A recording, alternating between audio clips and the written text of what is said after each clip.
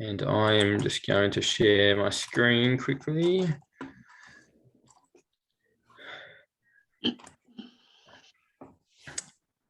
Okay, so can everyone see that?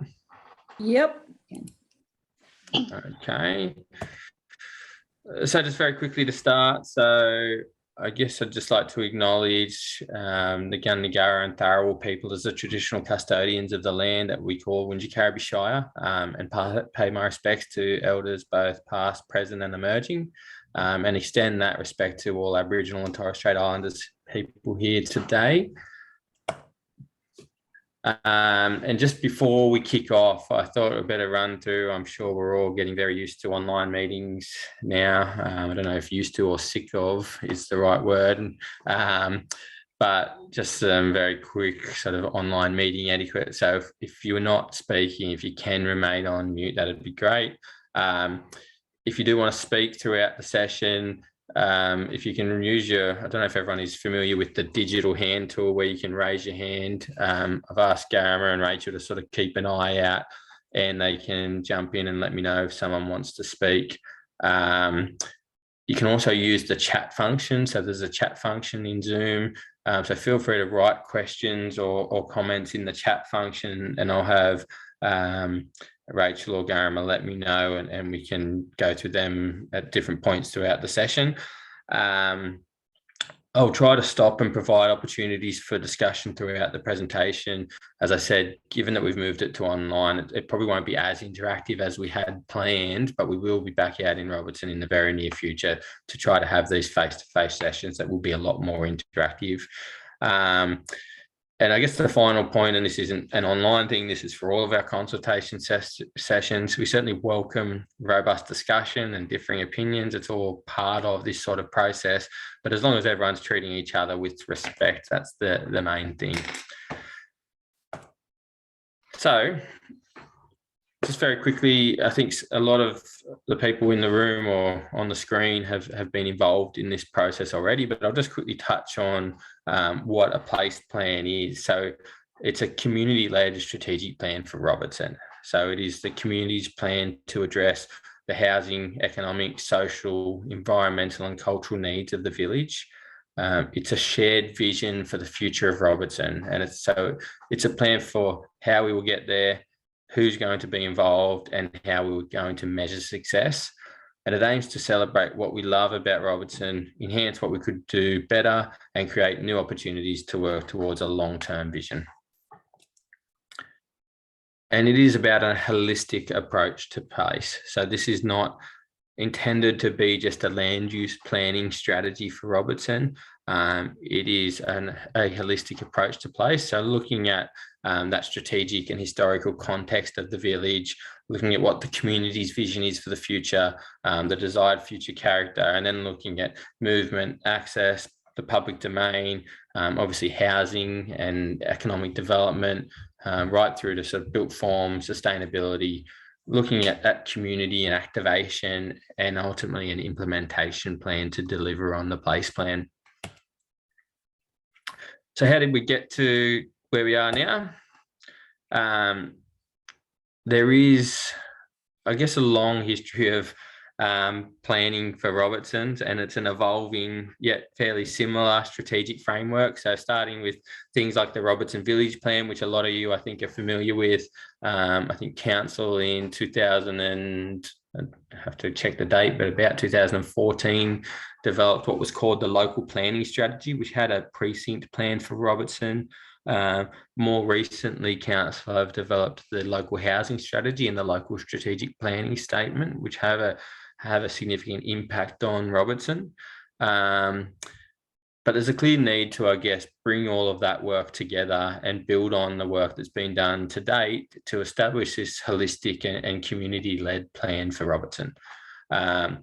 So in, I think, November last year, I think it was, we kicked off with the Robertson Place Plan project. And I guess the very first step in that place planning project was upfront community engagement. So that started with some online engagement, and then I think we're out in the community in December of last year looking at a vision, starting to establish a vision and undertaking the place analysis with the community. And it's got us now where we're starting to establish an emerging vision and some planning principles, and that detailed place analysis incorporating the feedback that we received for the community. And now we want to start to test some ideas with the community. So for those of you who weren't here, I don't want to cover back over the ground we covered last time, but just very quickly, we spoke about the regional and the local context for Robertson, and we spoke about that established strategic framework right from the regional plan down through the LSPS, the local housing strategy, and what's currently planned for Robertson.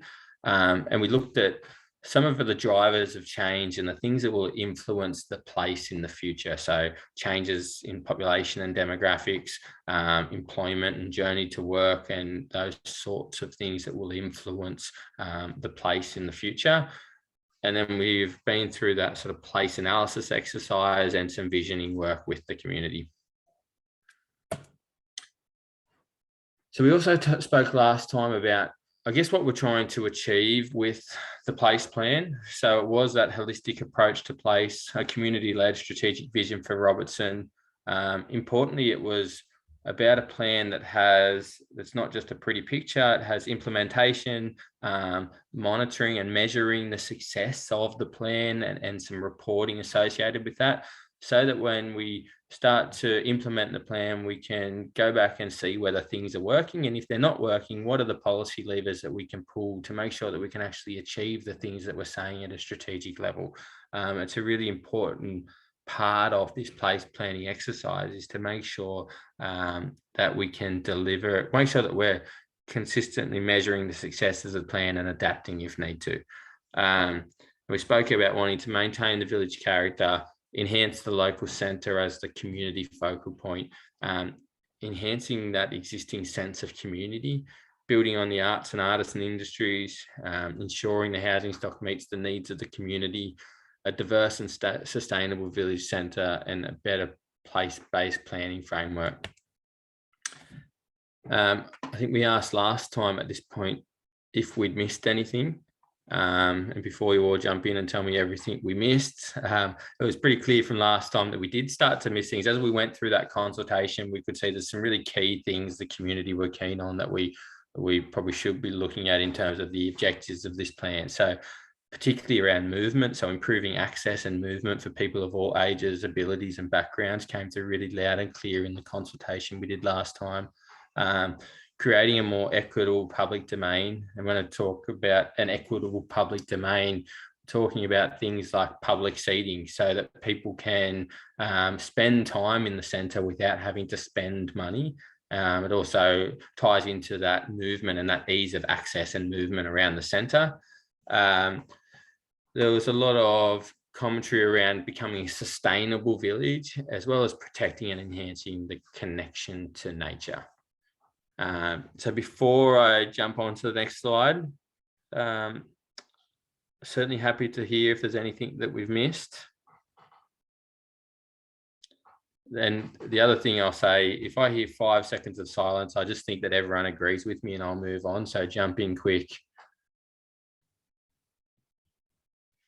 That's your 5 seconds up. Okay. So again, I don't want to labour on things that we've already done, but we've been through a fairly extensive consultation to even get to this point. So we started with our online engagement. There was the photo competition, an online sort of visioning exercise, as well as an online survey. Again, in December of last year, we came out and we undertook the place analysis with the community, as well as that visioning workshop. Again, unfortunately, today is moved to an online session, but the intention is that we'll be back out in the community very shortly to start to test some of the planning priorities and the design solutions, identifying some of the actions that will come out of this plan, and as well as looking at how we can implement a place plan. I won't go back over. This is just some of the photos that we had from the first workshop that we held in Robertson. So I just wanted to try to, I guess, close the loop on some of the consultation that we've undertaken so far. We're really keen to be able to demonstrate that the feedback that we've received to date is then going to be reflected through not just the vision, but also then we start to talk about some of the design solutions and some of the actions that come out of this plan. We'll all be able to, we want to demonstrate sort of that link between what we're hearing from the community and what we're delivering through this plan. So yeah, and I'm certainly not going to be reading everything off this screen, but this is a bit of a snapshot of all of the feedback that we've received to date, both through the online sessions as well as through the face-to-face sessions we held in December. And when you start to break that down into themes, there's some fairly consistent themes coming through, and this is based on I don't know the total number, but there is a lot of feedback we've received from a lot of different people, and some fairly consistent themes. So a lot of commentary around movement and access, a lot of feedback about environment sustainability, as well as housing, the economy, and that sense of community and place. And then as we start to break down from those themes that we've received into an emerging vision for the Robertson Centre, I wasn't going to, but I'm going to read it out for you, and then we might pause and have a discussion about the vision. So in terms of a draft vision for Robertson, we've tried to incorporate that feedback that we've received from the community, and we've landed on situated on top of the escarpment. Robertson is a contemporary country village that has grown with and within nature. The village has an intrinsic connection to the surrounding rural landscapes and natural areas, and is not only the Eastern Gateway, but a reflection of the Southern Highlands charm. It is a connected, vibrant and green country village with a unique identity and strong sense of community and place. The diverse and vibrant village centre is a celebration of local arts, culture and produce, and the focal point and service centre for the local community. It is easy to get to and move around, and is welcoming for people of all ages, abilities and backgrounds. There are a mix of housing types that not only meet the diverse needs of the community, but contribute to a uniquely Robertson identity. The agricultural roots are reflected through the character of the village, with buildings, open spaces and view corridors, all reinforcing the connection to the surrounding rural landscapes and natural areas. Robertson is an attractive, inclusive and sustainable place that's biggest strength lies within the community. It is a contemporary country village and a celebration of what is great about the Southern Highlands. So, before I move on, does anyone have any concerns? You love the vision, hate the vision? No, we've got Rachel with her hand up, and then next is Timothy as well. Okay, Rachel. Oh, first I've got to say well done for fitting so much in. How did you miss the giant spud? There would be a few people who were at that first meeting who'll just be gutted. Gutted that the potato doesn't make its way into the vision. Absolutely. I guess it's the humour as well. But, you know, I'll just listen from now on. That was just my input. No, don't just listen. We want people to provide input. No one wants to listen to me speak for an hour and a half, so everyone feel free to give us your 2 cents. Look, we all know the giant walks into town. We're not going to talk about it anymore, all right?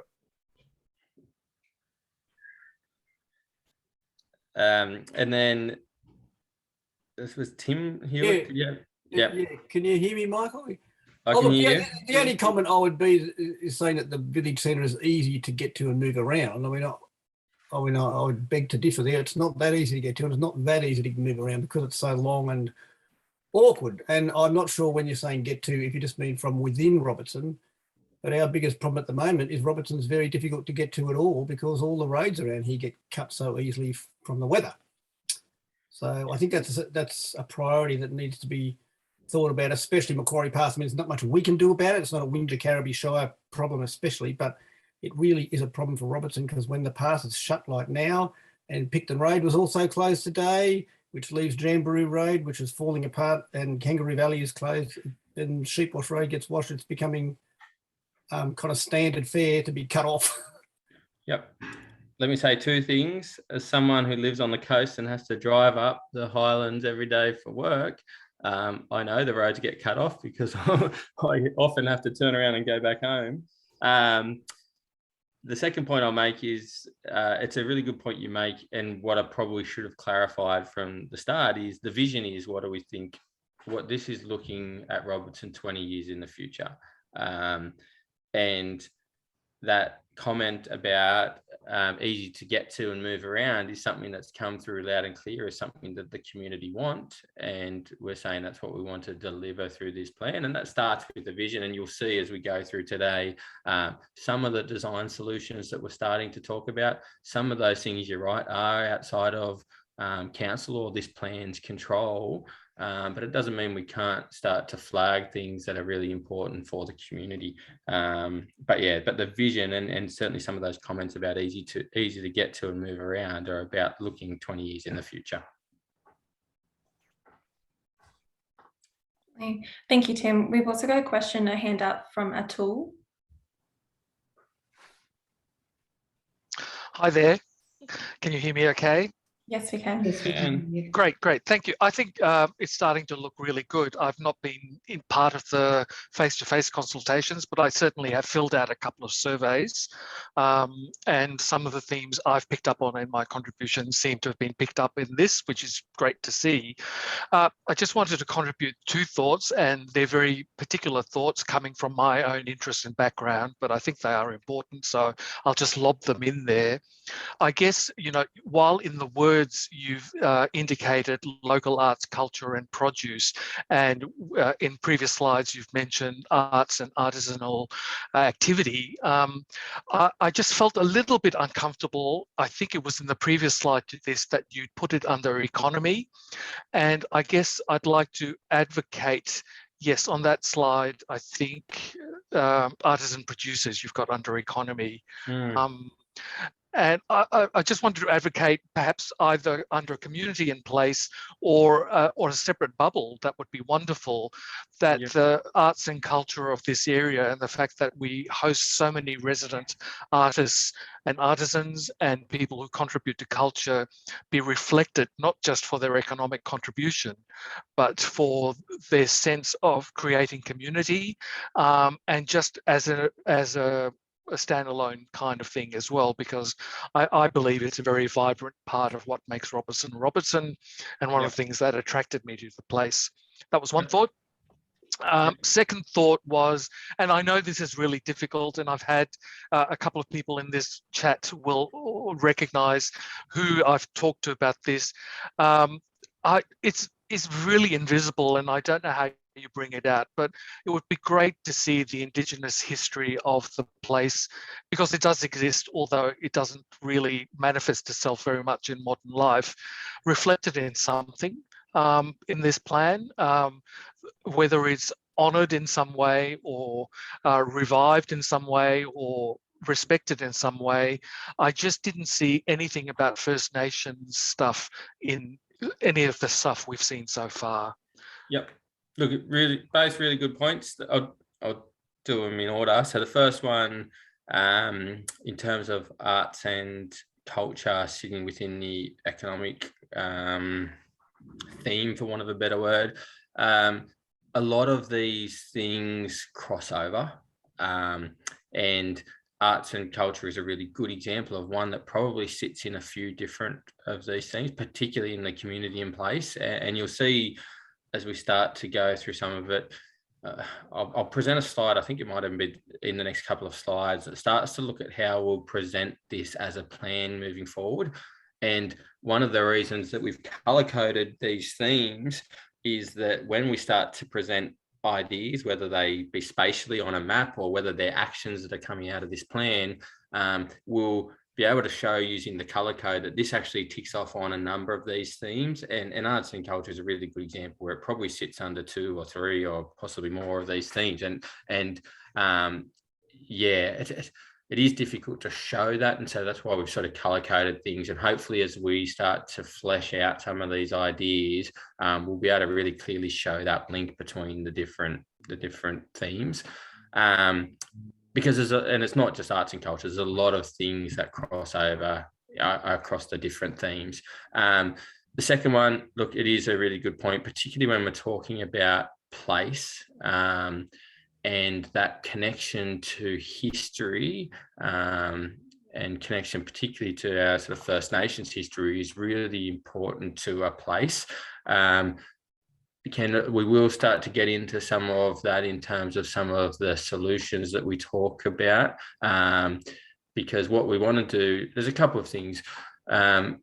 Some of the things that are significant in terms of culturally significant, so some of the key landmarks and things like that, we'll be looking at protecting through design solutions and enhancing views to some of these significant landmarks. So that's one thing, but also through storytelling and using the public domain. And I don't want to sort of ruin some of the later slides, but using the public domain as part of that storytelling and providing that actual connection to the past through storytelling throughout the village. Yeah, so but both really good points. Thank you for that, Atul. We've got Jennifer Macquarie's hand up as well. If you would like to speak, Jennifer.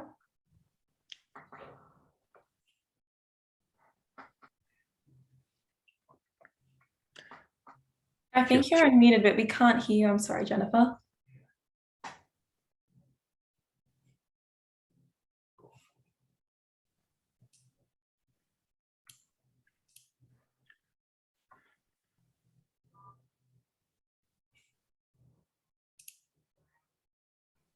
I think she's going to join in from her mobile for audio.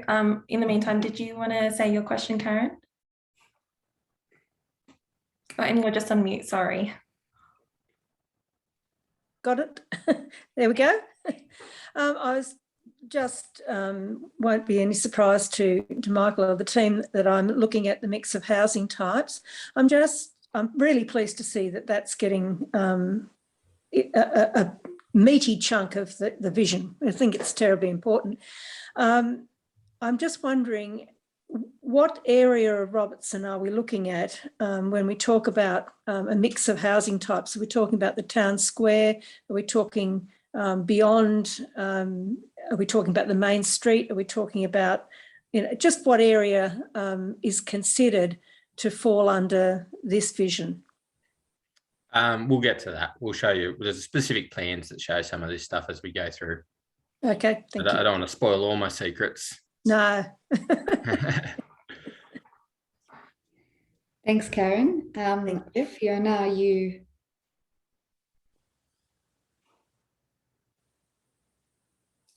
Can you hear me? Yep. Yes, we can hear you. Okay, right. Are you ready? Okay, so my question is on the environmental and sustainability angle with the rainforest and the very tiny amount of endemic species left in Robertson. We kind of put up the rainforest as a draw card, but I'd like to know how the council is going to look after its verges and contribute to the expansion possibly of the rainforest moving forward.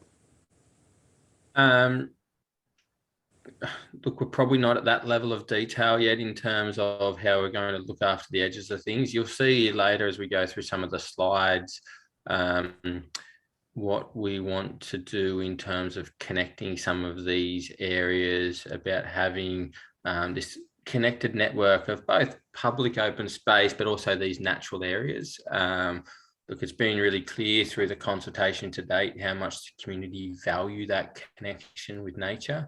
So we want to look at how we can not just protect what's there, but enhance its role in the village, I guess. So Thank you. we're not at the level of detail yet about what we'll do in terms of protecting the edges of these natural areas, for example. Yeah, thanks. Thanks, Fiona. I saw Mark Turner's hand up as well. Would you like to ask a question, Mark? Yes, thanks. Thanks, Michael, for presenting this. Your vision for the next 20 years is fine. What I think it's missing is some sort of priority or time frame. There are things that are more urgent than other things, obviously, and obviously the development of a diverse housing program was going to take some time, but there are other things that won't take or shouldn't take nearly as long. These things, as you said earlier, have been talked about since 2014, one of them being the PAMP, Pedestrian Access and Mobility Plan, which has hardly been progressed at all. If you're going to have a place plan, you've got to be able to get to the place. So as I see, probably one of the things that should be done is to at least put some sort of timeline and priority on the various visions that are very good visions, the various visions that we have. Yeah. That's the only comment I'd make at this stage. And look, that's pretty easy for me to respond to because that will come out of this plan. So I spoke about earlier. Let's see if I can jump back to that slide. Maybe I didn't speak about it earlier. Maybe it's still to come. About there will be a vision. I'll wait till I get to it. I'll wait till I get to that point rather than try and answer it now. Thanks, Mark. I think we've got Jennifer back in. Jennifer, would you like to ask a question? Yeah, thanks. I've obviously got to fix a problem with my computer, but at least I've got the phone. Just about that second paragraph in the vision and the vibrant village centre being this, I'm just trying to read it on my phone, the focal point and service centre for the community. I mean, you could argue to some extent that already exists, but so I think we have heard a lot of feedback in the previous workshops that needs to be enhanced because of the distance of Robertson from Moss Vale and Bowral, and then because of the lack of comprehensive services and retail and the lack of diversity, it essentially forces people to travel for their main shopping and services that they need to access. And for some people that is challenging from a cost perspective, from an accessibility perspective, and also it's an environmental issue as well, with forcing people to drive that far. So I think you could perhaps change or enhance that statement by talking about it provides a comprehensive the comprehensive needs of the community, or something to kind of be a bit more specific about how what we're aiming for on that, rather than just saying it's the centre for the community, because it already is, but not enough. Yep. Okay. Is there anyone else with a hand up quickly before I'll just make a point on? No, that's everyone. No, that's it. Okay. So what we'll do come straight after, probably by some point tomorrow, we'll have this vision put onto the project page on the Your Say Winch Carry project page with a sort of discussion board underneath, so people can go and add some of this commentary as well and start to find the vision, and whether you like it or not, it's just about getting this sort of feedback from that we're receiving today, but also we'll put it online and give people an opportunity through that. Okay, and then I guess dropping out of that vision,